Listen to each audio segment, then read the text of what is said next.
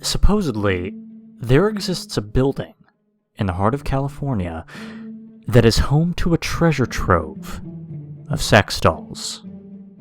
It's owned by one man, and to be quite honest, its use case is a bit unorthodox, to say the least. I can't exactly tell you everything about it, due to the fact that, for all intents and purposes, any website or form of contact has never been unearthed. What we do know, though, is what this building potentially could have been for, through a couple of abandoned online reports. Supposedly. So, way back when, individuals who knew of the house's existence were able to book appointments in order to see it, as well as the dolls. The man would give them a tour of the house, about the size of a small one-bedroom apartment, partitioned off into multiple rooms. Now, architecturally, this was actually one sole building, kind of like a guest house.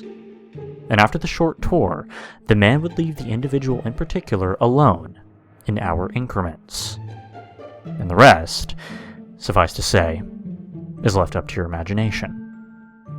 It isn't too far-fetched to assume what went on in that room, teeming with erotica the likes of anything anybody had ever seen up close before.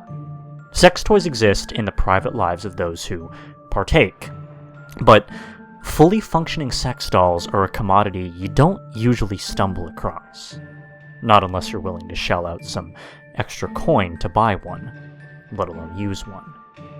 From the forum posts, however, dug up from time, apparently those who partook thought similarly as well, essentially creating a makeshift brothel of sorts.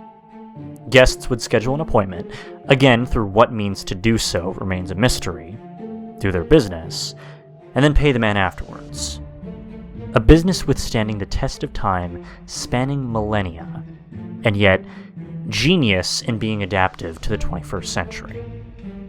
And no, before you state anything sumptuous and or conspiratorial, I don't believe this man had some underlying scheme amidst all of this.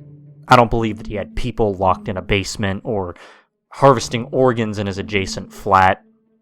In fact, the more I stumble across more and more of these posts, the more intrigued I am.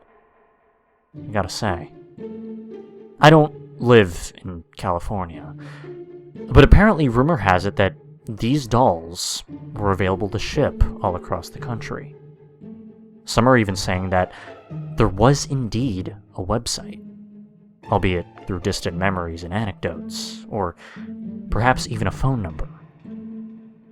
This forum is over 3 years old, so I suppose it wouldn't hurt to inquire further.